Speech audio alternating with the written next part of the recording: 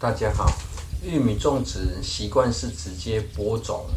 但若是空间不足，或是种植环境来不及整理呢，又想要缩短种植的时间就可以采用先行育种的方式由于直接在花盆里进行育种呢，可以很省事省力对于时间有限，在空档的零散时间进行育种呢，也算是一种休息覆盖上薄土之后呢，先将表土压实这样可以避免浇水时呢，把种子又冲刷上来台湾的天气呢，玉米是一年四季都可以种植由于冬天可以种植的作物会比较多所以就不容易成为优先选择的作物了。加上玉米在日照比较低的时候呢，生长的速度会比较慢经济作物的考量呢，就不会选择玉米但若是家庭种植有闲置的空间呢，在冬天种植玉米却是不错的选择因为生长的速度比较慢慢慢生长的玉米会更好吃这跟现在采收的木瓜一样果肉可以非常扎实现在这时间的木瓜呢，只要外皮有一点黄拿去煮汤会非常好吃有种木瓜的可以尝试看看这样先行育苗的方式呢，就缩短了占用种植空间10天的时间摆在芋头叶下方育苗呢，发芽率也有95%在进行移植的前一天呢，将地整好后，先来血植芋头芋头本身呢，也是一年四季都可以种植但是采收的时间呢，建议别在雨季时会比较绵密、扎实、好吃这个位置本来也是个堆草槽懒得将土再搬运出去，就决定原地种上芋头跟玉米另一个挑选这个位置的原因呢，是一旁就有水可以用今年的目标是将种植的规划朝省事省时的方式走不然感觉要将整个种植环境美化与优化呢，实在是遥遥无期芋头采用血植的方式有很多好处它片在另外整理说明挖出凹槽后呢，只要将芋头苗底下比较硬的土壤挖松种下后覆盖上土壤，并将土壤压实就可以了。至于芋头的繁殖呢，只要您有办法种活一棵芋头就会不断的长出幼苗了把幼苗挖出就可以越种越多家庭种植自食的话呢，槟榔新芋头只要3个月就可以采食了大小芋头吃起来的口感感觉不出有何差别个人是建议不需要等到长到非常大只要方便削皮的大小呢，就可以采收当家常菜使用了。这也是个人时常在处理这些幼苗的方法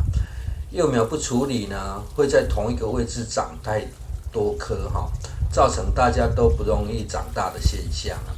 不提早采收的话呢，幼苗直接挖除又感觉浪费，也没有效率了。采用血植后呢，因为比较低洼可以非常保水保湿这样入冬后呢，就算很久才浇一次水也可以长得很好另外，观众朋友，若是你的种植空间比较大呢，芋头属于较为长天期的作物又不需要特别照料，方便管理算是很不错的搭配作物了。种个芋头呢，还有绿化与降低长草的效果。接下来进行玉米的移植移植前呢，发现多长了1棵苗播种20颗种子呢，长了19颗苗只好再加挖一个种植槽这是采用移植的另一个好处这样可以完全不浪费的准备种植空间采用直接播种的话呢，一般会建议一穴撒2颗种子，再选强健的幼苗留下不过如果要采用直接播种的方式呢，家庭种植的建议呢，可以一穴先播种1颗种子用80%的发芽率试算哈。另外在一旁呢，再多撒几颗种子啊。需要补苗时呢，再用移植的方式啊，这样才不会产生种植生长的时间落差啦。在进行移植前呢，先将花盆里浇满水哈，等水吸收进去后才进行移植啊。这样挖起玉米幼苗时呢，就可以带上许多土壤哈，不但容易种啊，存活率也会更高啊。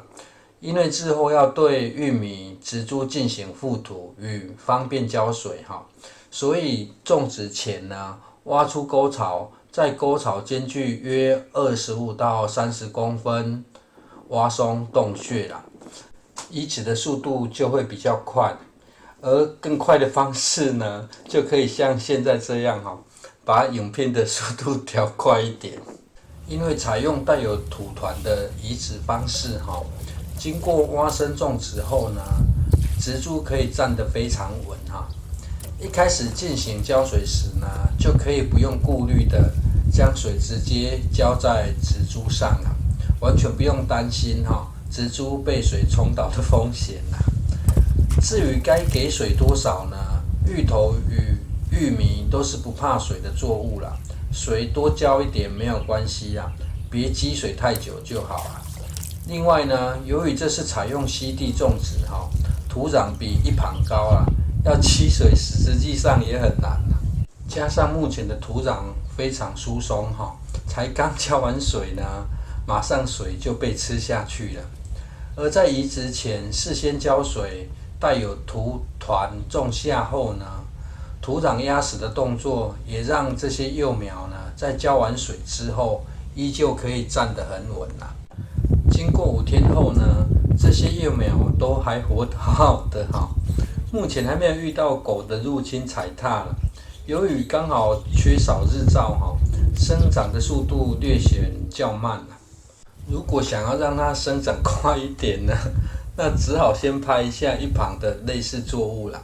这是专做玉米笋的品种哈，也算是堆草槽土壤的见证者啦。一样是种植前呢，有铺上一层堆草槽的土壤啊。生长与印象中不同的是哈，以前玉米笋会分批陆续长出来啊，而现在是同时一次长了5-6根哈，这跟土壤的助力应该很有关系呀。这玉米须呢，有人会直接拿去用电锅煮汤哈，时常看到有人在狂饮啊，据说很退火哈。